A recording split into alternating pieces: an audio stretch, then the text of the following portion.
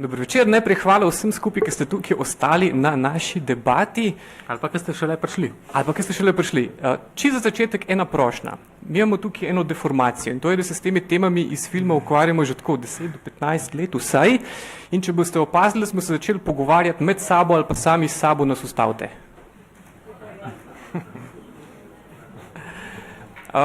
Zdaj, če nas predstavim v duhu filma, se bomo danes pogovarjali z skoraj 2 metra velikim gospodom, ki je namestnik informacijske pooblaščenke, z gospodom, ki je ustanovitelj tehnološkega medija Pod črto in pogovor bo vodil nekdo, ki je bil včasih novinar Sobotne priloge, potem pa prestopil na preiskovalni novinarski portal Pod črto. Skratka, Andrej Tomšič, Matjaž Ropret, jaz sem pa Lenart Kučič. Prvo vprašanje, prvo sem, glede na to, da je vseeno tukaj kar nekaj takih, ki jih poznamo in ki verjetno vejo, kako se je film zares končal, ker film se je končal leta 2015 in sem prosil najprej Andreja, da mečken pove, kako se je pa film zares končal, kar pomeni, kakšno je stanje danes, kaj se je še zgodilo od leta 2015 do tega, kakšno je stanje zdaj. Ja, Bruce Willis umre, no, nažalost, ne preživi, vsi ostali pa živijo srečno do konca svojih dni. Spoiler alert, zadeva se končala tako, da je parlament, mislim, da aprila 2016 izglasoval ta famozni paket zakonodajni in od takrat do trenutno še danes teče ta prehodno obdobje, v katerem bo to uredbo treba tudi spoštovati v praksi. Kar je tukaj problem, je, da je to kar obsežen paket, ki ga je treba še nadgraditi z nacionalnimi zakoni, ki se zdaj počasi pripravljajo po državah članicah. In ta dan D, ta veliki dan, je 25. maj, ko se bo ta nov paket moral začeti uporabljati v Evropski uniji. In kar še navezujem na to vprašanje, glede na to, da je eno stvar, ki smo videli, je bilo to podajanje kljug in vse. In glede na to, da se bliža deadline, koliko, recimo vprašanje, pa mi se verjetno lahko tikamo, no, vprašanje, koliko ljudi se je že oglasilo pri tebi v zvezi s tem deadlineom? Je tudi odgovor vsi.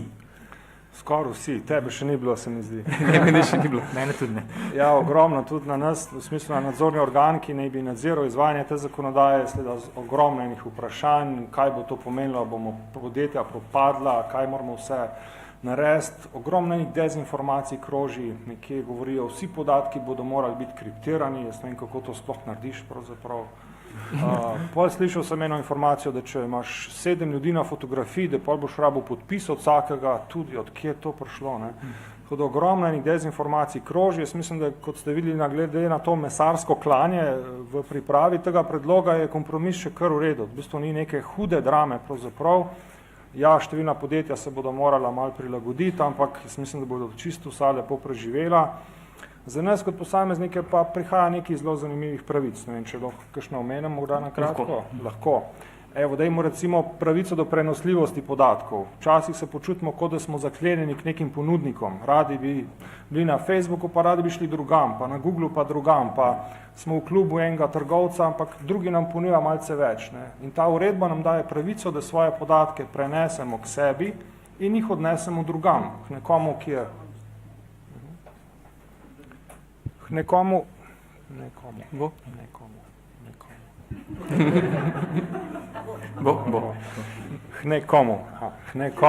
ki boljše ravna z našimi podatki, ki nam več ponudi. Ne? In ta pravica do prenosljivosti, kot se kliče, bo mogoče na dolgi rok nam dala eno zelo pomembno informacijo in to je, koliko smo mi dejansko vredni, koliko so naši podatki vredni. Zakaj so Google, Facebook in Amazoni tako bogati? Ne? Nimajo naftnih vrtin, nimajo rudnikov, rudarijo po nas pravzaprav. Ne? In ta pravica do prenosljivosti bo mogoče te konkurence prinesla toliko, da bomo hodili s podatki drugam, skratka tistim, ki nam bodo več dali za naše podatke. No, to je bilo en tako vprašanje, tudi bolj uvodno. Ena od stvari, ker tudi Vivienne Reding sva midva z Matjažem in tudi parkrat srečala, pa je tudi spremljala že kar dolg časa v njenih različnih komisarskih vlogah, ampak se je okoli tele direktive tako na tiskovnih konferencah večkrat izjasnila, ker je rekla, da toliko lobiranja pa res še nikoli ni bilo v njeni karieri, pa to, ker neha manj imajo, pa ne vem česa. Zakaj? Mislim, večkrat smo slišali ta podatek, da so podatki nova nafta, digitalne ekonomije, a lahko malo poveš, pa tudi povesta, glih ta del, zakaj in s kje ta podatek naenkrat rata denar. Pri nafti si to nekako predstavljamo, pri tem, kar pa zdaj delate po telefonih, pa mora biti nečist. Ja, najprej me malo preseneča to, da je v bistvu tukaj največ lobiranja v njeni karieri, ker prej, ko je predlagala pa bolj sprejemala uredbo o roamingu, bilo si predstavljam tudi zelo velik lobiranje, pa tam so kar tudi težki igralci na tem področju, ki so iz tega zelo velik denarja vlekali. Če malo poveš o tem roamingu, to je... Ja, pač gostovanje v mobilnih omrežjih, kjer so se cene znižale za faktor, ne vem, nekaj 10-krat lahko tudi po tistem, ko je pač ona to nekako spravila skozi zelo rekordnem času takrat. To je bilo tudi zelo presenetljivo. No, pa argumenti so bili podobni. Recimo, lobisti čisto na vsako, karkoli se komisija spomne, pa karkoli se kjerkoli regulator spomne, to lahko že naredimo en tak generator lobističnih govorov. In to je, da kakršnakoli regulacija se napove, najprej strašijo z milijardno škodo evropskemu gospodarstvu in pa pobeglimi delovnimi mesti. Ja, pa predvsem tem, da ne bodo mogli inovirati. To je taka floskula, da pač da ne bodo možne inovacije, nove storitve, nove inovativne storitve. A se to v primeru...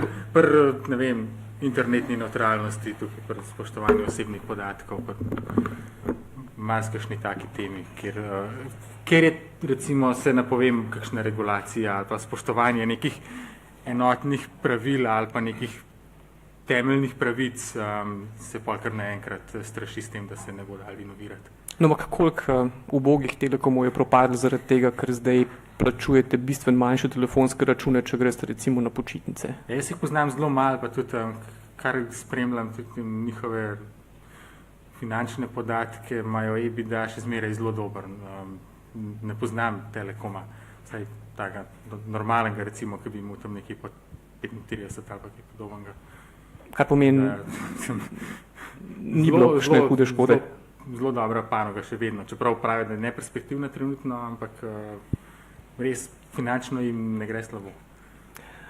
Zakaj podatkovniki se toliko bojijo te regulacije? Ja, če so podatki res denar, vse, kar te ovira pri grabljenju, še več denarja ovira, ki jo boš napadel sami z obmi. In skrbi jih to, da bi bile ta pravila preveč ostra, da bi preveč moči dali posameznikom, ampak pozabljajo, da v bistvu gre za naše podatke. To so naši podatki, to niso njihove in mi imamo pravico, da se odločamo nad njimi. In tukaj pridemo spet tako vprašanje te zasebnosti, pa profitabilnosti in tako naprej. In to zasebnost bomo res rabili, jaz mislim, da še kar 30 let, da bomo to razumeli. Tako kot nismo razumeli, kako nevarno je kajenje, tako kot nismo razumeli, kako nevarno je onesnaževanje okolja. En cigaret te ne ubije, 10 tudi ne, milijarda pa najbrž ti fajn škodi. Isto velja z drevesi in isto je s podatki. Podatki so moč, to je tisti glavni point. Tisti, ki vse ve o vas, tisti dela z vami, kar hoče. Kar predstavljate si, da nekdo ve čisto vsak detajl o vas. Kdo ste, kaj ste, kakšno bolezen imate, kaj si mislite o šefu, kaj si mislite o nekomu, ki sedi zraven vas. Tisti lahko z vami počne, kar hoče. In to je tisto ozadje, da v bistvu podatki so v resnici moč. Moč je bilo pa vedno nekaj, kar smo vsi hoteli imeti in tisti, ki jo hočejo zelo veliko, so to pripravljeni tudi zelo velik narediti za to. Vključno za 4000 amandmaji in še marsiče. Ampak zanimivo je to, recimo videl sva doskrat imela, ki sva pisala kakšne take članke, včasih tudi skupaj, kakšne analogije, recimo s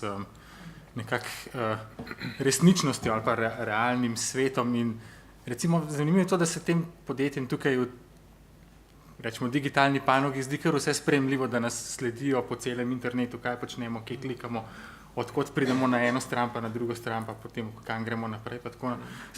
Če bi to recimo predlagali v realnem svetu, da bi te nek detektiv ves čas sledil, gledal, kaj počneš, kam greš, s kom se dobivaš, kaj govoriš, pa to bi se vsem zdelo absolutno nesprejemljivo.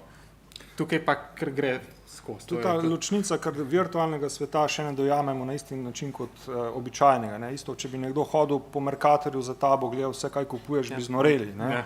Ko pa po internetu to počnemo, pa vse to neki podatki, neki piškotki, še nekaj so piškotki, nekdo mi neki sledi. In ravno vodje teh velikih multinacionalk so mogoče najbolj dvolični. Ne? Marka Zuckerberga so ujeli, ki tok pravi, zasebnost, to je družbena norma, ki je preživeta, to je stvar 20. stoletja, pozabite na njo, vse je na internetu. Ne? Pa ga pa poslikajo, pa ima prikrito kamero na prenosniku. Kaj vas skrbi, gospod Zuckerberg? A imate kaj za skrivati? A ni vse javno, ste ravno kar rekli. Ne? Isto Erik Schmidt, direktor Googla, ne? Podjetja, ki ne sledi vsakič, ko kiknemo dobesedno, ne, sam pomislite, kolikrat vzamete telefon na dan v roko, ne, ampak ko pa sliši drone, ne, ko sliši tisto brenčanje v zraku, se pa misli, joj, kako bi bilo grozno, če bi si sosed nabavil brez pilotnika, pa bi vas snemal z druge strani vrta. Si predstavljate, kako bi bilo grozno. A res, gospod Schmidt, vi to nam razlagate. Sem, kakšna ironija pravzaprav. Ja, pa Bill Gates tudi zelo omejuje uporabo računalnikov svojim otrokom. Ja, pa to je tak najbolj smešen argument ali protiargument, ki se daskata, kaj imaš pa za skrivati, mislim, ker to sploh ne vidim point v tem, ker pač gre tukaj za neke pravice, ne za to, da bi mu kaj za skrivati ali pa tudi, če ne bi mu. No, pa to je tako najbolj nehvaležno vprašanje. Recimo, ne vem, kaj najprej vprašam, kako vidva to skomunicirati. Recimo, kako svojim v ožjem, pa v širšem, pa v ne vem kakšnem krogu poveste ljudem, da pa to ni dobro, grozita, dajete take strašljive primere ali citirate zakone. Mislim, kako nekoga pripričaš, zakaj je to važno? Jaz pretepem, zvežem, pa pol, no. V bistvu to moram početi že odkar sem tukaj v službi, tako da sem to še kar naštudiral. No, se zato vprašam. Ja. Eden od načinov, kako to razložiš, da saj nimam kaj skrivati, je napačen argument, je v tem, da zakaj ste oblečeni, imate kaj za skrivati, zakaj imate zavese doma, skrivate kakšne droge ali kaj tazga, zakaj imate žive meje pa zidove, počasih rečem žive zidove, to tudi pogosto naredim, ne. Ne, najbrž hočete malo miru, ne? Hočete v miru gledati kakšen film, hočete zgledati, kakor hočete, ne? To ne pomeni, da ste kriminalci, skrivamo tudi dobro, tudi neumno, brezvezno, banalno, to sploh ni skrivanje. Treba obrniti to poanto, da to ni skrivanje slabega, ker potem tistim, ki to rečejo, zmanjka argument, zakaj bi skrival dobro, ampak je v bistvu poanta, jaz tudi vedno rečem, zasebnost je enako moč odločanja. To si zapomnite, to je najlažje. Tako svoji babici sem razložil, ne? Pa recimo, da razumela. Ne? Na pol. Moč odločanja je to, ne? Koliko sem jaz svoboden pred temu, da dam svoje podatke, svoje komunikacije, koga spustim v svojo hišo, v svojo intimo, to je ta poanta zasebnosti. To ni skrivanje, to je moč odločanja. In recimo, pol je zanimivo se vprašati, kaj je poseg v zasebnost. Pol je to poseg v moč odločanja, kot je nekdo vzame. Ne? Ko se Google odloči, kaj bo s tvojimi podatki delal, pa te nič ne vpraša, ali pa ko se ti dogovoriš z nekim podjetjem za neke pogoje, oni jih pa ne upoštevajo, dajo podatke še komu drugemu, še kaj tretjega počnejo s podatki. Ne? To je pol poseg v to moč odločanja. Seveda ta moč ni absolutna, ne? Kar probajte policaju reči, veste, jaz sem slišal, da je to moč odločanja, pa vam zdaj nekako ne dam prometne pa vozniške, ker sem se jaz tako odločil. Ne bo šlo najbolj skozi, ker Slovenije, mislim, da enih na zadnje en kolega štev, svakam v čast, enih 253 zakonov v Sloveniji ureja osebne podatke. Kaj to pomeni? Da so povsod, ga ni področja, še v rudarstvu imajo kakšno kadrovsko evidenco vsaj. In to pomeni, da na mnogih področjih je bilo treba določiti, kdo kdaj mora in sme zbirati o vas. Ker če bi mi vse odločali, pa Durs ne bi kaj dal zbrava, ne? Furs, vedno pozabim, ne? Ja, Furs sploh, ja. Furs, ja. Tako da država mora funkcionirati in takrat v javnem interesu postavi nek zakon, glej, tukaj posameznik se pa moraš malo odreči svoji zasebnosti na račun, da družba kot taka lahko deluje, ne? Ampak v principu je pa to moč odločena. Če si boste to zapomnili, je zasebno za vas odkljukana, jo razumete. No, ampak v praksi to izgleda tako, kot je en v filmu povedal. Pač mudi se vam, radi bi kupili letalsko karto, zato ker imate v glavi že počitnice in pol imate tam eno kljukco, ker preden nadaljujete, morate da tam strinjam se z vsem, kar hočete od mene, tudi če tam noter piše, ne vem, da prepuščam svoje organe, pa ne vem kaj še vse.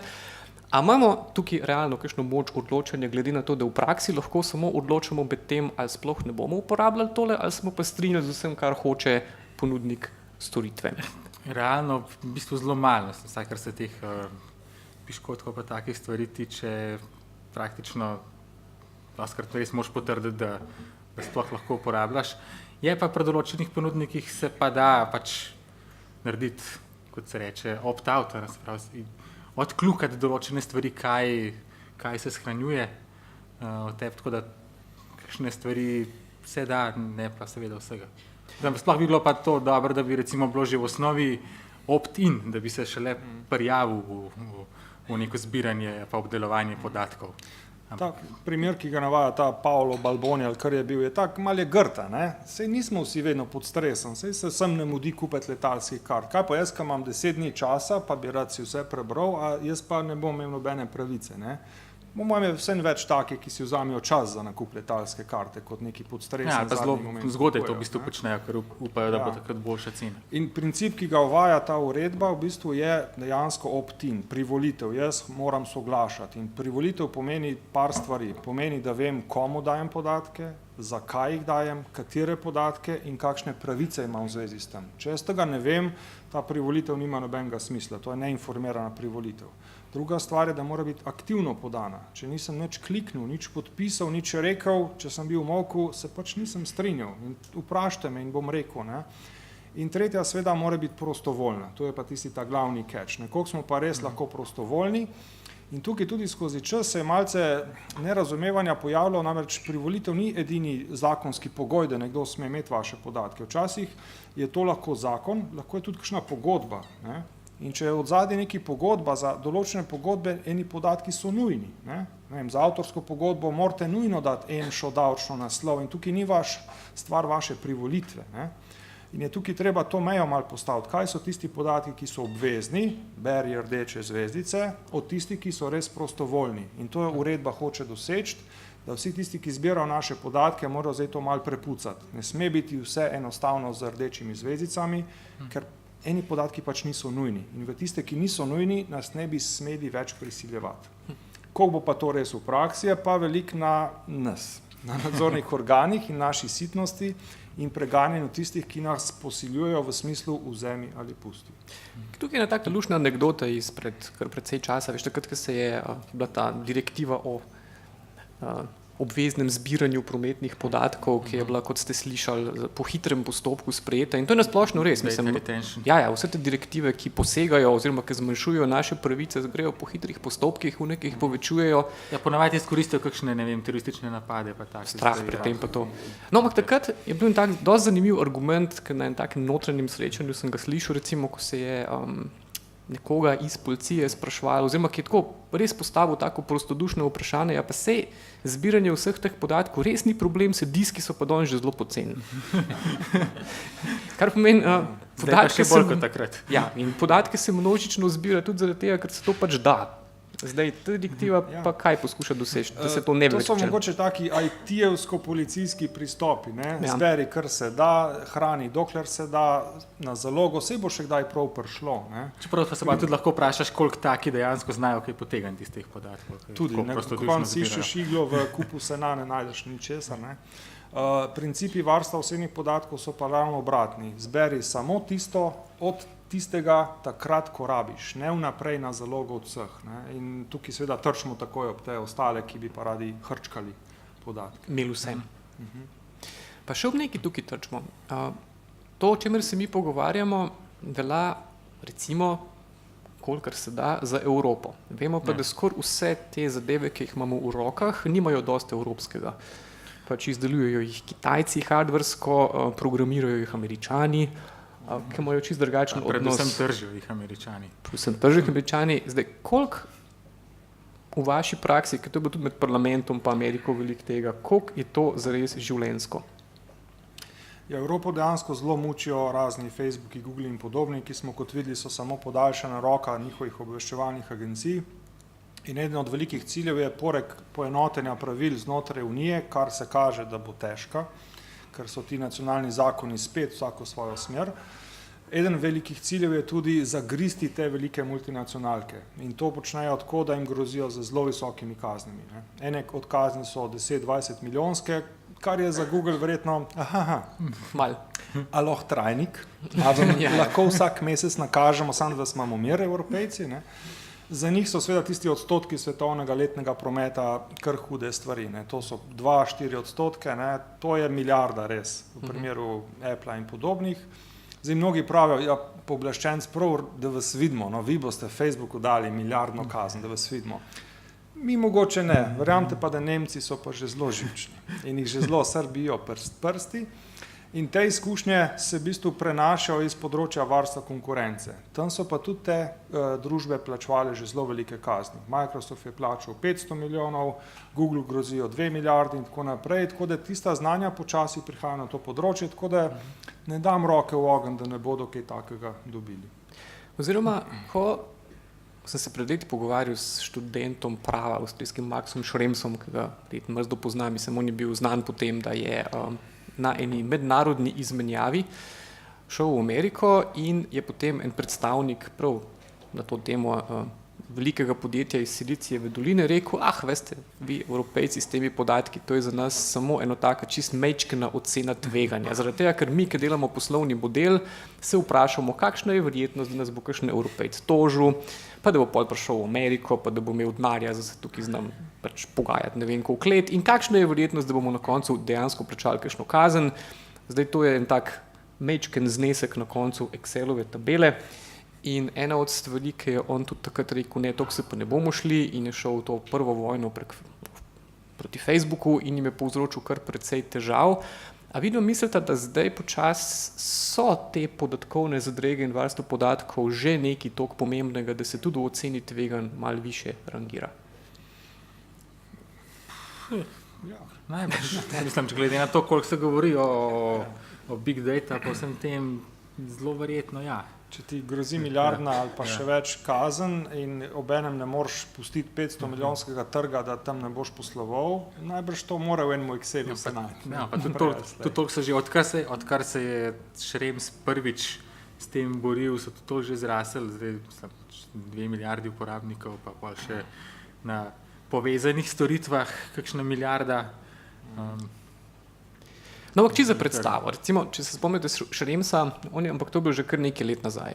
Schrems je takrat po Evropi imel kar dost turneje in je razlagal te reči. On je, mislim, da uporabil Facebook tam nekje 2 leti ali nekaj takega in je bil eden od prvih, ki je uspešno zaprosil za to, da mu je Facebook dal, no, tudi ne vseh, ampak veliko podatkov, ki jih Facebook hrani od njemu in on je svoja predavanja začel tako dosti dramatično, pa je rekel, no, kaj mislite, koliko podatkov ima Facebook v meni, pa nisem nič kaj dosti uporabljal, pa enih 200 prijateljev imam pa vse in pa je tako iza pulta dramatično potegnil, natisnen cel tist CD in to je bil en takle pok papirja z več kot 1000 stranmi.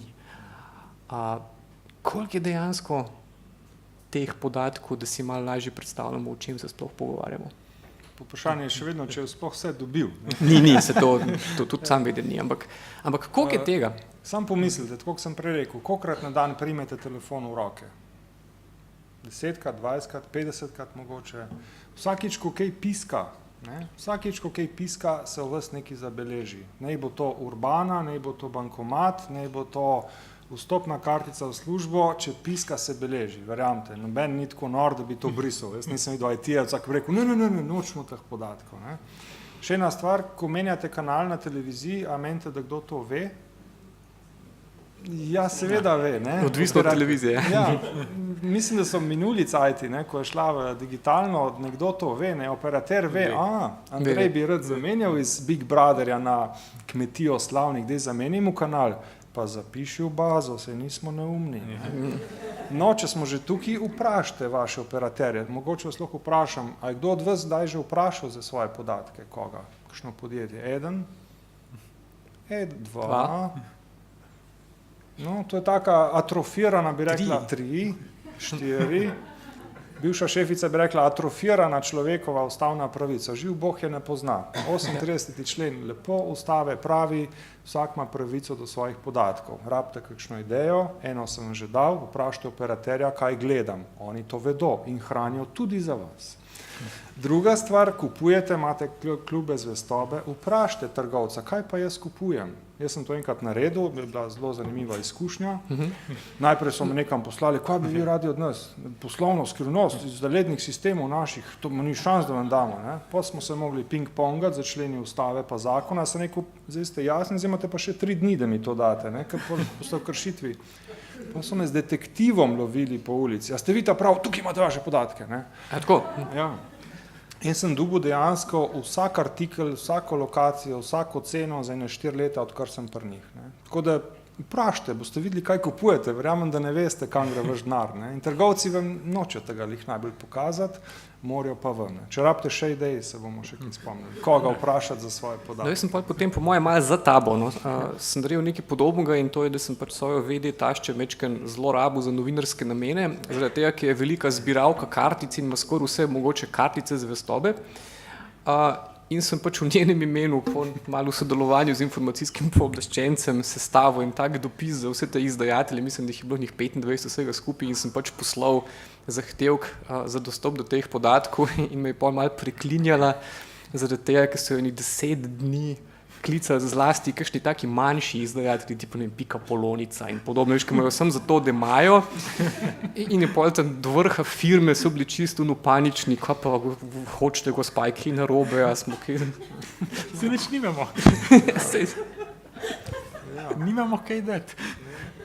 Ena anekdota, ne vem, a je resnična, to, ki je že nazaj bilo, da je kolega tudi to zahteval in on ima ful rata rašide, to non-stop je, in polk enkrat dobil seznam, koliko on zapravi za rašide, to je bilo 110 € na mesec. Ne, rekel, Tolk. konc, ne je več tega sadja ali oreščkov nikoli več. Ne. Tako da vprašajte, sploh ne veste, kam gre vaš denar pravzaprav. Ne. Oni vedo, za vas to hranijo. Kako bodo jezni name. Ne, ampak to je res, zaradi tega, ker tudi to, ki si prej vprašal, a ste slučajno kdaj uporabljali kakšno od tistih aplikacij, ki vam pa res šteje, kolikrat uporabite telefon na dan? To je prav par takih aplikacij, ki vse zabeležiš, kolikrat ga dvignete, kolikrat odklenete, kolikrat ne vem kaj in lahko mi verjamete, da je to približno tako, da vas bojo podatki podobno šokirali kot tele oreški, zaradi tega, ker vsi podcenjujemo to številko. Kar pomeni, če hočete biti šokirani, pol rabite eno tako recimo uro, ki šteje korake, ki boste ugotovili, da se precej manj gibate, kakor ste prepričani, da se. In pa če vzamete aplikacijo za telefon, boste ugotovili, da sami sebe zmotite v povprečju vsaki 2 minuti na dan. Tudi to priporočam, da enkrat probate. No, ampak aj del problema, ki smo glih pri trgovcih, tudi to, ker mi tukaj imamo malo to deformacijo, da ves čas opozarjamo, da se bo prej ali pa kasneje zgodil kakšen podatkovni Černobil in bo potem nekaj groznega. Recimo, en tak zanimiv scenarij, ki sem ga slišal pred kratkim, je to, da glede na to, da se te podatki zbirajo in nimamo nobenega posebnega nadzora nad tem, da se vam z nas zgodi, da boste šli enkrat recimo v Sharm el Sheikh na počitnice in vas bo razstrelila raketa iz enega drona, zaradi tega, ker se bo slučajno nekdo, en algoritem, umetna inteligenca, vašo fotko nek najdu, pa jo poslal dronu, da ste osumljen terorist in se vam zna zgoditi kaj neprijetnega. Medtem, ko v praksi so pa te podatki pač taki, da lahko vse te zadeve, s katerimi se zdaj pač igrate na telefonih, uporabljate zastonj. In pa, ko greste k trgovcu, pa date tiste kartice in podobno vam da popust. Ja, ali pa že, ko prideš v trgovino, zaznajo, da si to ti in kaj bi rad kupil in vam dajo že tako dobro ponudbo. No in kako lahko vidi, da ljudi strašita pred tem? A veš, pred popusti, pa zastonj, inovativnimi aplikacijami. Ja, pa to je bilo podobno kot pri internetni neutralnosti, pri ničelni tarifi. Kako lahko zagovarjamo, da operaterji ne dajo zastonj podatkov za, ne vem, za glasbo ali pa nekaj? No in kako si to zagovarjal? Ja, s tem, da imajo vsi enake možnosti, vsi uporabniki in vsi ponudniki. Ker če delamo tukaj diferenciacije, dobro, nekaj časa je najbrž fajn, ampak na dolgi rok pa ni nujen, da bo tako fajn. No, jaz jih pred klubi zvestobe nobenega ne strašim. Če vemo, zakaj se gre, v kaj se spuščamo, fajn. Dobimo nekaj popusta, mogoče je fajn, da vemo, koliko smo za njih vredni. Ne. To načeloma z vidika varstva podatkov mislim, da ni najhujša stvar, kar se ti lahko zgodi. Ne. Po mojih izkušnjah najhujše težave imajo ljudje v resnici na področju netočnih podatkov, neažurnih podatkov. Seveda masa podatkov pomeni tudi več možnosti za netočne podatke. Vam dam par primerov. En zelo lušen, ki ga imam rad, je BBC-ov novinar, je prišel pred leti poročati v Slovenijo o nekem športnem dogodku. Naši policisti pridni ga preverijo, na zaslonu piše tip krade avtomobile po Nemčiji, fufu pripor za 2 dni. Ne. Kliči Nemce, imamo ga, mi smo ta legende. Ne. In Nemc na drugi strani pravi, mi smo ga že prijeli in ta sedi pri nas že v zaporu, že kakšno leto. Ne. Ups, ne. Ja, pa če piše tam, nek napačen podatek zaradi ukradenega potnega lista je ostal v teh evropsko lepo povezanih sistemih in ta bogi novinar je vpil, jaz nimam kaj skrivati, kaj se dogaja, ugleden novinar, tle pa v enemu priporu sem končal. Ne. In to je tudi en od teh argumentov, kako napadaš ta argument, se nimam kaj skrivati, nič ti ne pomaga, če je nekje tvoj podatek zastarel, napačen, če so te pomotoma dodali na nek seznam, boš imel zelo hude težave. Ja, ko so ti nekaj ukradili. Recimo, ne, ta ni imel tako hudih, 2 dni je preživel v našem priporu, najbrž ni bilo tako hudega, ne, ampak najbolj zgovorna stvar je bila, ko je odhajal. Rokoval se je z našimi policisti, je rekel, vi ste v redu, fantje, pošteni, ste delali svoje delo, nič vam ne zameram, ampak jaz grem zdaj v Ameriko poročati o Super Bowlu. Seveda. Mene je zdaj malo strah, ker če so prve take napake, pa če so pri njih kakšne napake, jaz bom Guantanamo končal. Točno to. S tem pa ne pridem tako hitro, kot z vašega pripora, pa tista oranžna bara mi sploh ne paše. Ne. Tako da na koncu mislim se dejansko ni, tako ni noben štekel oranžna, no, to smo stali. Na koncu se sploh ni upojiti. Ja, seveda in problem pri vseh teh rečeh je tudi to, ker tukaj še nekaj moramo izpostaviti. Če ste slučajno kdaj gledali film Življenje drugih, to je tak zelo dober film o življenju v vzhodni Nemčiji, ki je imel enega agenta Stazija, ki je bil zadolžen za enega oporečnika in to je tako izgledalo, da je bil tako slušalkami je na prisluškovalnih napravah poslušal, kaj se v tistem stanovanju dogaja in pisal na pisalni stroj. Ampak danes pa pač, ko govorimo o tem nadzoru, nimamo več takih človeških agentov, ki bi neki na slušalke poslušali, ampak to v glavnem počne algoritem umetna inteligenca. A je del problema tudi ta skozi večja odvisnost od tega, zato ker to, kar zdaj pravimo, je tudi to, da recimo, da se ti znajdeš, da te en algoritem prepozna kot nekoga, ki krade avtomobile po Nemčiji. In potem se ti znajdeš na enem seznamu, ki uradno ne obstaja, zaradi tega, ker te pol prek njega kontrolirajo organi, ki so zaščiteni z visoko stopnjo tajnosti. In tebi se lahko zgodi, kot tudi mojemu znancu, ki so mu enkrat nekje ukradli potni list in so ga uporabili za krajo identitete, on ima že 10 let težave pri vsakem prehodu meje. Kar pomeni čisto vsakič, ki prije čez mejo, že vedel, mora globoko vdihniti in ne bo šel tam zadnji za 1-2 ure, preden bo on dopovedal, da pa ni to tako. Mislim, koliko se res povečuje ta odvisnost od teh napačnih prepoznav? Mislim, da zelo veliko, več kot malo podatkov, bolj se zanašamo na njih, ampak ne, kot rečejo, garbage in, garbage out. Če je algoritem slab, če so vhodni podatki pristranski, tudi algoritmi so zelo pristranski. Poznamo primere Googlea, ki je filtriral pa določil neke službe samo za bele, bogate, uspešne moške in podobno. In ta umetna inteligenca je nekaj, kar bi se morali zelo globoko bati v resnici. Omogoča kup stvari, ampak omogoča tudi zelo črne scenarije, ki ste jih videli v kakšnih Terminatorjih in podobnih filmih. In zanimivo, tudi ta uredba, ki ste jo zdaj gledali, naslavlja ta problem, ima neke varovalke proti razmahu umetne inteligence, profiliranja in avtomatiziranega odločanja. Ena kratka anekdotica, mogoče IBM Watson, poznate ta program, premagal je človeka v šahu, mislim, da pa v kvizu Jeopardy, ampak v kvizu Jeopardy je eno zelo zanimivo napako naredil, vprašanje je bilo, v kateri državi je mesto Toronto. In vsi, to bo itak vedel. On reče v ZDA, tako kot jaz. In vsi gledajo, kako Watson, it's elementary, bi človek rekel, valjda je tam, ampak ni poanta v tem, da je zgrešil, poanta je, da noben ne ve, zakaj je zgrešil. Ne ve, kaj je zmlel, kakšne uteži je dal, kako je sam sebe naučil, kako je prišel do odgovora. In to je ker je kviz, ampak IBM Watsona zdaj testirajo na pravu, v smislu, da ga nafilati z vsemi možnimi pravnimi obrambami, pa ni vraga, da ne bo napisal najboljše možne. In v medicini. Za diagnostiko. Predstavljajte si doktor Hausa, spraviti v en računalnik, pa ne doktor Hausa, še 5000 naslednjih najbolj dobrih diagnostikov, minus karakteri njihovi, če se da. Kdo bo boljšo diagnozo postavil? Kdo se bo upal oporekati temu stroju? Pa če ta stroj, tisti algoritem, karkoli svalil, bo vaše življenje bo šlo. Pa ni, še en medklic, ni problem zmeraj samo v napačnih podatkih ali pa pač nekih zablodah tam, ampak tudi recimo bom rekel, ne vem, rasistični ali pa diskriminatorni obravnavi teh podatkov. Recimo zanj, če bi en primer, ko so angleški novinarji delali pač test kaj dobiš od zavarovalnice, kakšne ponudbe, če ti je ime John ali pa če ti je ime Mohamed.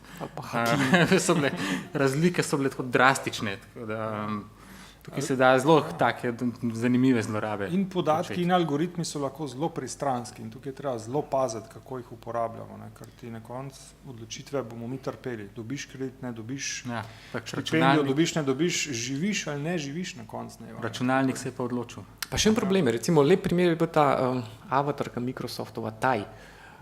Tisto so pa v enem dnevu ukinili. Ja, ampak zakaj se je ukinil? Zaradi tega, ker se je nekdo pametno spomnil, vsi veste, kakšna je kultura komunikacije na družabnih omrežjih. No, skratka, oni so rekli, no, pa bomo mi naredili tako avatarko in jo bomo dali, naj se uči iz komunikacije na družabnih omrežjih, zato da bo čim bolj podobna ljudem. In po enem dnevu je začela tako zagovarjati Hitlerja, zanikati holokaust, dati seksistične in rasistične in druge pripombe, da so jo mogli tako zelo na hitro ukiniti. In to je včasih malo težko dopovedati tem tehnološkim zanesenjakom, da se vsi te računalniki pa pomagi učijo od ljudi in da tudi vse tiste stvari, ki so v družbi slabe, so nujno del tega algoritma. Njih te sodni algoritmi so pokazali. Pa ponovadi so te stvari, ki so slabe, se pač bolj slišijo, so bolj močno prisotne, tako da se je lažje od njih učiti. Da je na to treba paziti. No, ampak, če se malo vrnem še k temu argumentu, nimamo kaj skrivati. To je pa nekaj, kar novinarji tudi zelo dobro vemo. Recimo, za nas velja, da nimamo kaj skrivati, pa za državljane velja, da nimamo kaj skrivati. Če pa to isto vprašate kjerokoli zasebno podjetje ali pa državo, pa kar naenkrat vse zaskrivati. Ja, vse poslovna. Zakaj ta asimetrija? Recimo, koliko ta direktiva dejansko upošteva tudi to, da se od nas državljanov danes pričakuje, da bomo in pred zasebnimi podjetji in pred državo popolnoma razgaljeni, medtem ko se pa realno njih pa ščiti vse več posebnih zakonov, protiterorističnih določil, državnih skrivnosti, stroge zaupnosti in poslovne tajnosti. Dobro vprašanje. Ja, ta uredba pač je fokusirana samo na posameznike, ne? Tako da je v bistvu interesov podjetij na nek način njihovega skrivanja poslovnih skrivnosti nekako ne more zajeti. Ne? Tako da to se pač kaže skozi druge zakone. Pa res, da včasih ne, bolj kot si Janez Novak, bolj kot si nihče in nobody, bolj si razkrit. Ne? Bolj kot si pa bogat na položaju, sredstvi, na konc dneva se manj na nek način sme izvedeti o tebi. Ne? Ja, pa tudi znaš bolj skrit stvari, kot jih znajo. Se to je tudi, zato ker te asimetrije je ogromno. Eno je samo to, kako je ščit, in pa druga stvar, ki se pa izredno pozna, je pa to, koliko imaš ti znanja v kakšni stvari. Zaradi tega, ker eni so čist razkriti, eni se pa lahko kar dobro zaščitijo. No, ampak tukaj pa mora biti vprašanje za vaja. Glede na to, da sta znalca, kateri so pa vajni glavni in naglavni grehi, kar se tiče varstva podatkov? Tako, kateri so vajni? Kaj delata čisto v nasprotju s tem, kar svetujete drugim? Jako neugodno vprašanje za namestnika pooblaščenke. Ali je že konc te debate? Časa zmanjkalo. Ja, kakšno kartico zvestobe imam, včasih ne preberem politike zasebnosti, ampak kliknem accept. Sem pa kakšno tudi podrobno prebral, recimo politiko od Googla, ki mimogrede, veste kolikokrat uporabi besedico lahko? Kolikokrat? 49krat. Lahko bomo to ali pa ne bomo, lahko da bomo dali tja ali pa ne bomo, lahko da bomo magistrirali z vaših podatkov ali pa ne, tako da ti ne veš, v kaj se spuščaš. Lahko bomo prodali komu drugemu ali pa ne. Lahko, ja. Tako da ja, jaz imam tudi kakšen greh. Ne? Ampak ga upam, da nadomestim s tem, da včasih zahtevam svoje podatke. Pa pol jih malo, pa tudi, to je tudi za javnost, še vedno je najvišja globa moja. Tako da ne, pokrivam z drugimi platmi. Malo kompenzacije. Jaz bi mogel najbrž kot novinar kakšno komunikacijo šifrirati ali pa kaj podobnega, pa jo v resnici ne. Čeprav je to tudi malo stvar tega, da je zelo malo sogovornikov, ki bi bili v bistvu pripravljeni na to, da bi jaz prišel k njim z idejo, zdaj bomo pa tole mehan za neke ključe izmenjali pa malo šifrirali.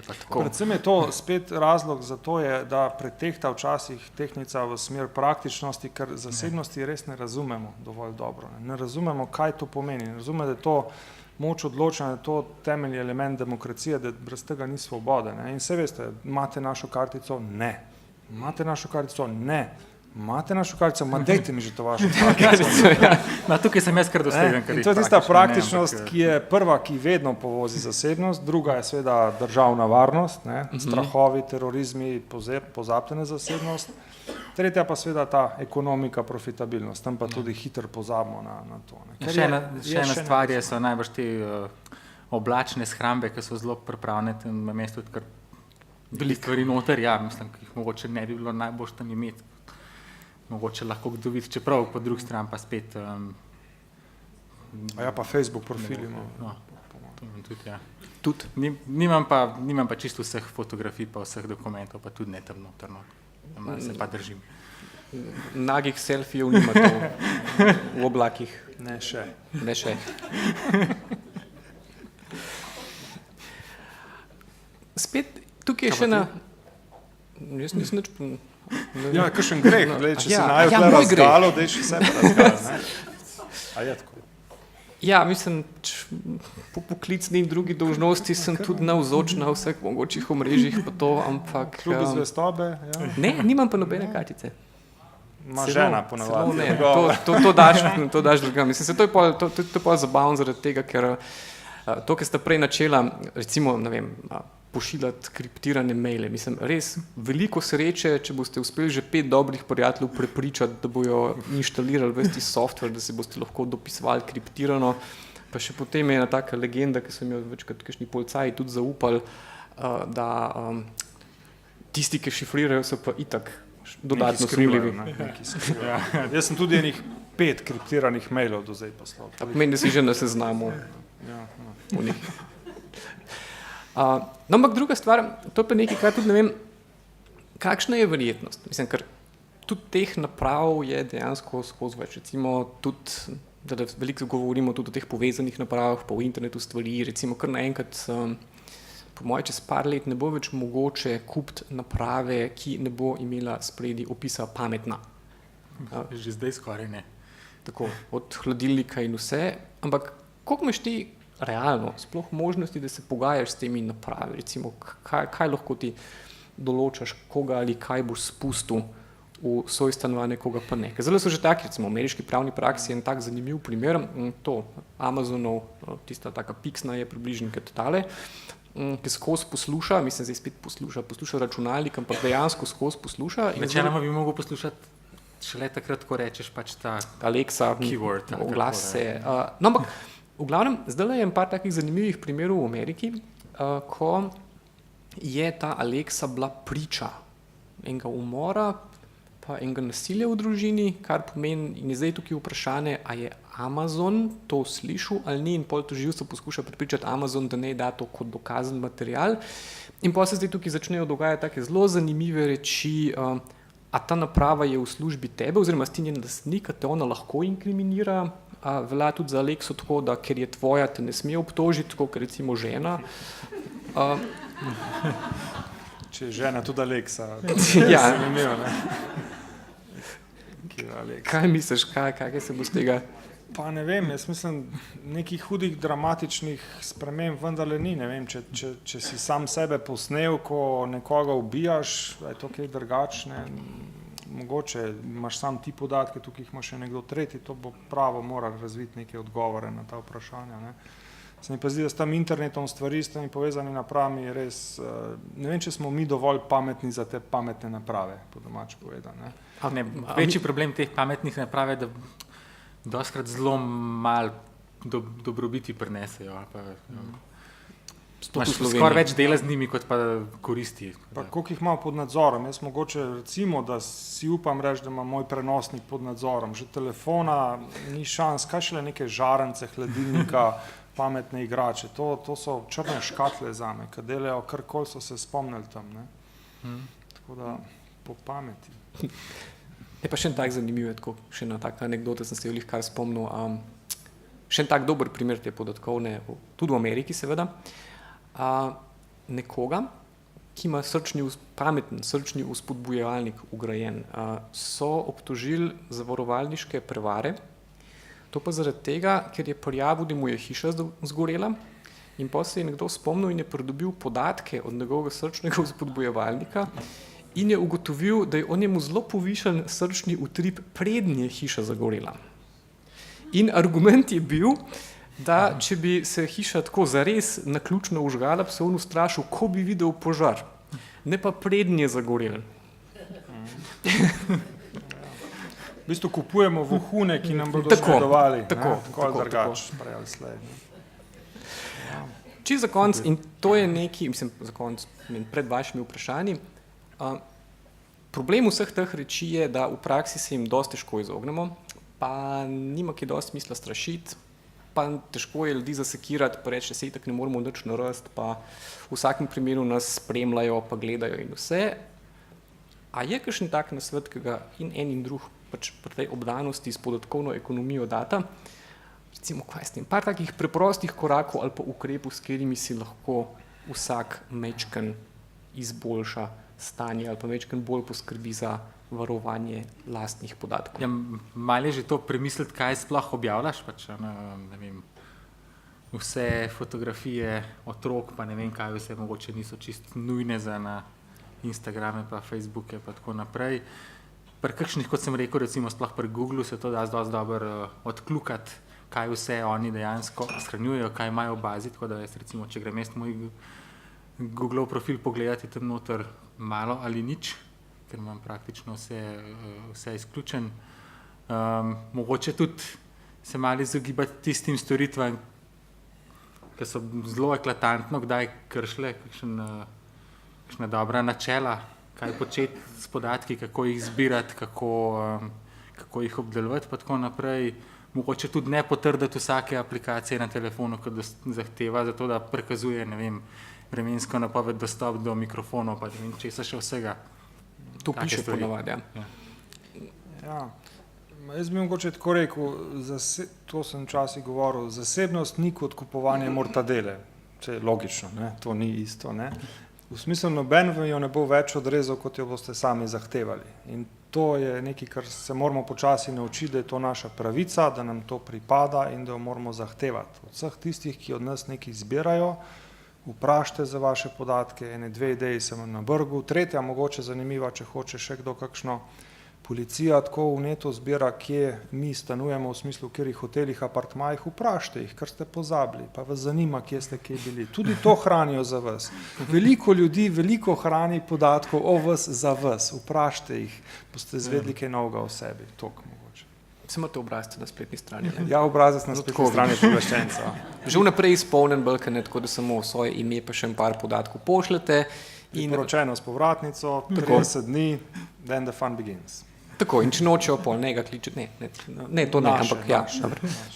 Ampak ja, ta eksperiment pa res zelo privoščim in priporočam zaradi tega, ker vas bo presenetilo, kaj vse se najde. In v glavnem so že toliko navajeni, da vas ne kličejo več kaj narobe, ampak dejansko marsikaj dobite. Sicer seveda se v glavnem potrudijo, da vam dajo čim bolj neuporabne podatke, recimo takrat, ko sem zbiral, je bilo dosti takih, ko sem dobil pač PDF-je, tako neki skeniran pa to, ampak recimo, ne vem, že pogled na to, da je čist vsak račun v Interšparu tako zapečen na CD, ki ste ga v žnjo letih imeli, je kar zgovoren.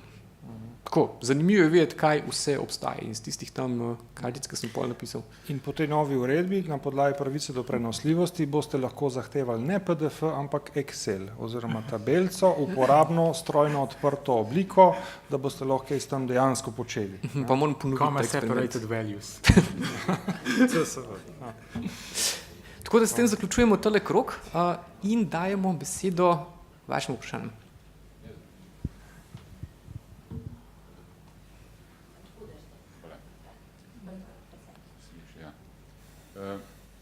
Jaz sem upokojenec, uporabljam pač internet včasih za informacije, drugače pa se ne ukvarjam s temi raznimi Facebooki in tako naprej, ker ni nič kaj dosti pametnega. Tako da vidim, koliko je praktično podatkov, ki se pretakajo kot voda na vse strani, gor in dol in sem pa tja. Ampak ta pretok ne pomeni, da smo kaj dosti informacij dobili. podatki niso informacije, podatki so podatki, kar krompir. Dejansko iz podatkov je treba informacijo dobiti. In če nekdo zbira, ne, potem jo z namenom.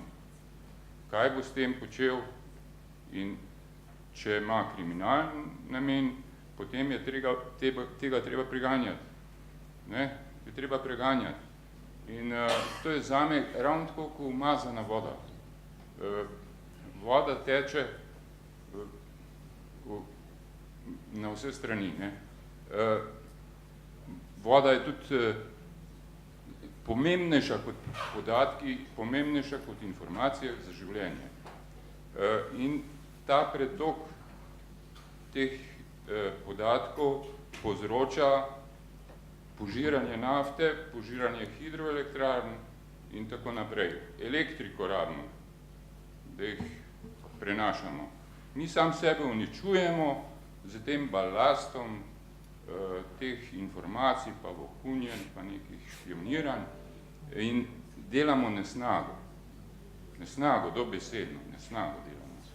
In v te nesnage bi rad mi še obogateli. To ne bo šlo. Svet je eden, svet se utaplja v nesnagi in življenje je zmeraj manj. Življenje umira v gozdovih, v vodi. Noben ne vpraša rib tam pod jezom, ki so razmesarjene od hidroturbin. In to je žalostno, ne? Kako se obnašamo? Praktično tudi neekonomično. Tudi pri podatkih neekonomično. Od vode je samo 10% pitne. Od teh podatkov pa še manj kot 10% uporabnih, ki jih vi tamle prenašate iz enega konca sveta na drugega. Ja, se to so že ocene, da recimo taki podatkovni centri, kjer se recimo Facebook in Google skrivajo, tako porabijo elektrike za manjše mesto in podoben. Evo naslednje vprašanje. Tamle. Ja, še tole bi povedal. Ko so Nemci manjšo industrijo podpirali, so ugotovili, da manjša podjetja zelo onesnažujejo vodo. In to vodo so ta prvo z zakonom pač zaščitili, so videli, da ti zakoni nič ne pomagajo, so naredili trotl zihar metodo. Nič ne bomo govorili, kako boste vi to vodo očistili, ampak vi jo boste pripeljali tam, kjer ste jo vzeli, tja jo boste nazaj pripeljali in tista voda mora biti čista in pitna. To je vsa umetnost. In tukaj je ravno taka umetnost, ki je treba narediti, da ti podatki, ki se pač na vse konce in kraje razširjajo, da se jih očisti in sam tiste stvari. Ja, sam se bojim, da bo res treba en tak podatkovni Černobil tam za vami. Živjo. Jaz bom najprej kanaliziral enega našega skupnega prijatelja, ki ga boste po moje takoj prepoznali po vprašanju. Ok, podatki morajo biti zaščiteni, morajo biti varni, ne sme se jih zbirati, ne sme se jih v bistvu pač zato, ker se jih lahko zbira, se jih ne sme še zbirati. Ampak kaj pa, če pride recimo do nekega incidenta na internetu, do neke kraje v ne vem, bančnem prometu, do nekega kibernetskega vdora, pol pa kar naenkrat, ne, brez teh podatkov ne moramo nič narediti oziroma ne moramo izvesti neke analize tega, kaj je zdaj, kdo je zdaj vdaril, kaj nam je pobral, zato ker ne, mi hočemo od banke zvedeti, kdo nam je vdaril v e-banko in spraznil račun in bo banka rekla, sorry, varstvo osebnih podatkov. Hočemo zvedeti, kdo nam je, ne vem, vdaril računalnik in pobrisal vse maile pa disk, bo operater rekel, sorry, varovanje osebnih podatkov. Se pravi, pa vem, da je to zdaj totalno nasprotno od vsega, ker tudi mogoče jaz propagiram vsa ta leta, ampak... Si malo hudičev odvetnik. Tako, ne, da bi bilo mogoče bolj smiselno govoriti o neki tej pametni uporabi ali pa pametni rabi teh podatkov.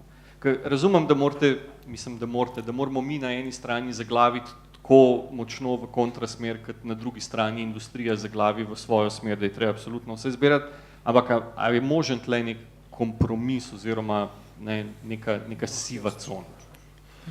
Sigurno je možen kompromis, pa v bistvu nikjer ne piše, da je prepovedano zbirati podatke. Kje to piše?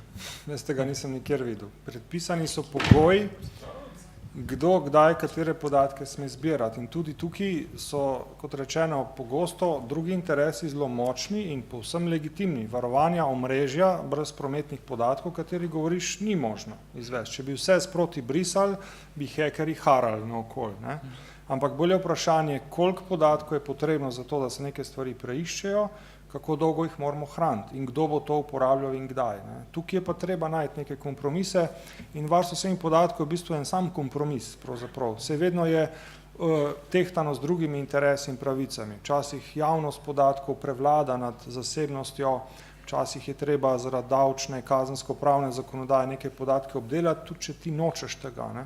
In tudi varovanje omrežij, preprečevanje hekerskih vdorov je eno od takih tem, ampak je spet vprašanje tiste sorazmernosti in tehtanja. Mislim, da nobena od teh ne more prevladati v smislu zaradi varstva podatkov se ne sme nič zbirati, ampak tudi tisti argumenti v smislu diski so poceni, pa dajmo hraniti 10 let, tudi ne smemo tega kupiti. Ne. No, ampak se tudi recimo, pač, če banko fizično oropajo, pač delajo s tistim, kar imajo, pač, ne vem, tam imajo neke kamere postavljene, mogoče kakšen očividec, karkoli, pač probajo ugotoviti, ampak na koncu tudi, če ne najdejo tistega, je to na koncu pač problem policije in banke, se banka mora biti na to pripravljena, da kdaj pa kdaj ji kaj ukradejo in da mora imeti pač neko rezervo pa neko zavarovanje, da pač ta denar povrne. Zdaj, mene to koncev niti, če mi ukradejo recimo iz moje banke, mene zanima, zdaj, kdo točno je to počel, glavno, da pač banka Povrne. je na to pripravljena, da ji lahko ukradejo in da pač komitenti tega ne občutijo.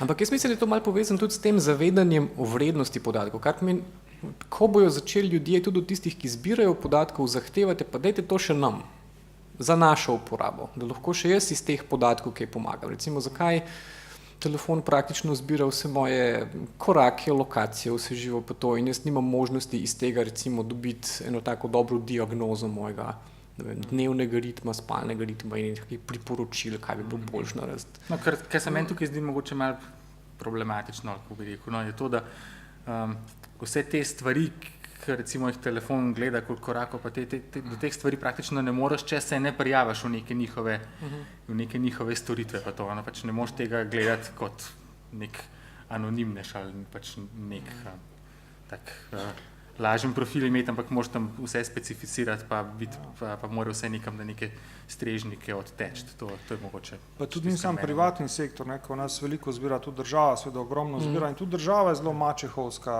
z našimi podatki. Zbira jih zase, nam jih pa ne da. Poznate sistem e-sociale najbrž, ne.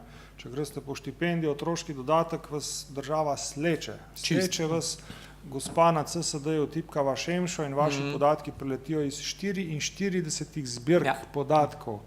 A imate plovilo, avto, finance, bančni računi, nepremičnine, ni da ni, slečejo vas, preden vam dajo tisto bogo štipendijo. Ne? Ali pa recimo, ampak vseh teh podatkov, ali pa vrtec, ne? To una odločba, ki jo boste dali, če imate otroka v vrtcu, pa to mislim, ki jo dobite na njih 6 do 8 straneh, mislim, toliko natančno finančnega stanja verjetno tudi sami ne poznate, kakor je uni odločbi. In tega vam ne dajo, jaz sem že rekel. Razen, če imaš kaj nekje v kakšnem sefu ali pa kaj tega ne vejo mogoče. Vse ostalo pa vejo. Skratka, vaše podatke imajo, meni pa tega ne dajo. Jaz hočem e-sociala imeti, ne? Če že znate 44 baz povezati, dajte jih še zame povezati. Jaz bi se tudi vse to pogledal na internetu hkrati, ne? To pa ne. Jaz bi se vrnila na, ki je bilo prej omenjen za klube zvestobe, da je ogromno računov, ne? Tle moramo ravno upoštevati tudi to, ne? Da recimo davčna zakonodaja zahteva hrambo računov 10 let. In to so v bistvu vsi izdani računi, tako da mene, jaz vam priznam samo eno kartico, vse ostale zavračam, ker jih ne želim imeti. Me pa fascinira, da v bistvu, oziroma veliko se sprašujem, ker dejansko imam občutek, da ne vejo, kaj s temi podatki sploh početi. Ker vsi dobivamo kupon za popust, ne glede na to zdaj, kaj kupujemo. Jaz te rešitev ne kupujemo, kaj drugega, ampak nisem še videla, da bi bilo kaj drugačne. To je zelo očitno, da z teh podatkov nič ne potegnejo. Jaz mislim, da je ključni problem v tem, da se ne ve, kaj bi s temi podatki, ker jih je preveč na zalogo in zato bo treba velik premislek, predvsem v poslovnem svetu. Ne? Jaz mislim, da niti ni problem, da se ne ve, kaj se da, ampak da ni ta pravega znanja, pa da se še ne izplača mogoče. Moramo samo malo počakati. Ne? Na internetu je očitno tega segmentiranja, profiliranja, prilagajanja ponudbe veliko več, ker je očitno manj stroškov s tem. Ne? Neke fizične trgovine in klubi zvestobe očitno se jim še ne splača dostavljati vsakemu personalizirano reklamo na dom po navadni pošti. Ne? Tako da mislim, da i stroški tukaj še malo žlajfajo. Kar manj manjka v tej zgodbi je vedno ta del, kako to, da nas trgovci za kartico zvestobe vprašajo šele na koncu. To mi še zdaj ni jasen. Ja, ti si opravil vse nakupe, napolnil voziček in pol vse res, kdo pa si ti in kaj imaš rad? Zakaj me niste že na začetku vprašali, da vtaknem kartico v voziček? Mogoče čez 5 let bo kaj tazga prišlo. No, se Amazon to razume. Seveda, internetni trgovci to razumejo, fizični pa očitno ne, kupi vse. Tvoj telefon, ko prideš noter, bi mogel pač beacon poslati in bi oni vedeli, kdo si. V Ameriki to že je. Mislim, tukaj tudi, imamo kar nekaj takih anekdot, po moje vsi zbranih, ki smo v Ameriki recimo samo vstopili v eno trgovino, pa smo že začeli dobivati reklame od tam. In pa smo malo gruntali, koliko je to ratalo in to je tako, da se, ne vem, telefon sporoči ali hotspotu ali pa komorkoli, da se tam nahaja in pol kar naenkrat si že v bazi pa vse. Ali pa seveda tista slavna anekdota ameriškega trgovca Target, ki je tako, mislim, če lahko povem na kratko. No, v glavnem, en oče pride na informacijski tam del tega trgovca Target, ki je drugi največji ameriški trgovec in reče, kva se pa vi greste, moja hčerka se tukaj pripravlja za maturo, vi pa pošiljate kataloge za plenice pa otroško hrano in podoben. Pa se upraviči, se upravičimo gospod, bomo popravili pa to, na kar se pol gospod vrne čez en teden na tisti isti šalter pa reče, veste, pravzaprav se moram vam upravičiti, zaradi tega, ker očitno ne vem vsega, kar se mi doma dogaja. Je pa trgovec ugotovil, da je njegova hčerka tako v bistvu že noseča. In pol zgodba za tem je pa bila taka, da trgovci vejo, da smo mi ljudje rutin.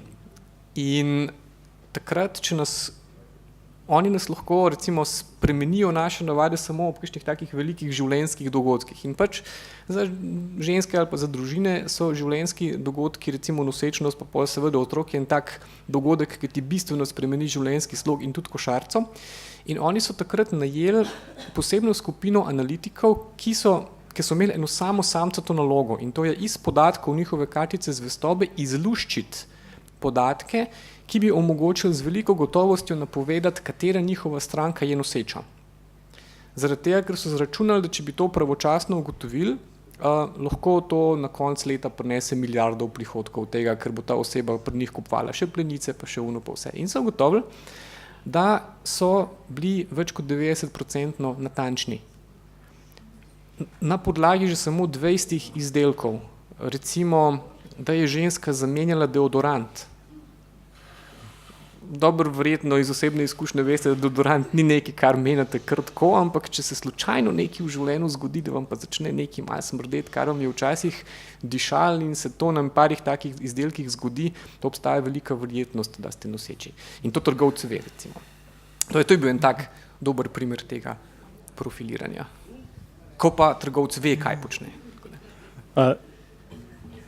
Ja, lahko povem, da recimo Mercator to možnost tehnično že ima. Sem sodeloval v enem podjetju.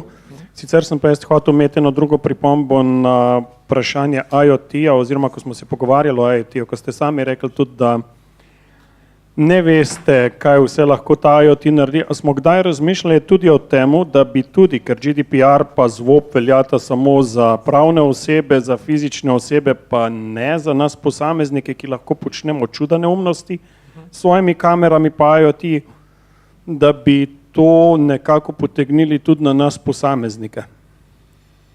In če si tega želite v resnici, ne, da bi nas nekdo tako omejeval, kaj hočem, smem kupiti, uporabljati, jaz ne znam tega napisati, po prvici tudi ne vem, če bi hotel. Ne. Neki na konc dneva smo vendarle sami pametni ali pa najpametni, se moramo odločati in tukaj človeka varovati pred lastno neumnostjo je tako Sizifovo delo, se mi zdi. Ne, mislim v smislu, tako kot nas omejujejo recimo mojo hčerko, ki ne bom povedal, koliko let je stara, ampak mladoletna, te policaji omejujejo s tem, da še ne sme voziti avta. pa tudi dokler izpita ne naredi, ne. Ja, ampak zakaj omejivost? To, ker lahko s tem povzroči škodo tudi mnogim drugim. Ne? Če bi ona šla zdaj za volan, bi verjetno še kdo drug lahko nastradal. Ne? Tukaj smo pa bolj ali manj sami s svojimi podatki in postanemo gospodar, pameten, nespameten. Tako da ne vem, če bi se upal to regulirati po pravici. Hvala vsem skupaj za pozornost. Upam, da je zadeva dala, ki je tudi tako spodbudnega zamisliti, ampak res poskusite priti do svojih podatkov, zato je to taka fajn vaja iz podatkovne ekonomije, tako da mi se zahvaljujemo za pozornost in smo verjetno na voljo tudi tukaj še v after partiju nekaj časa. Tako da hvala.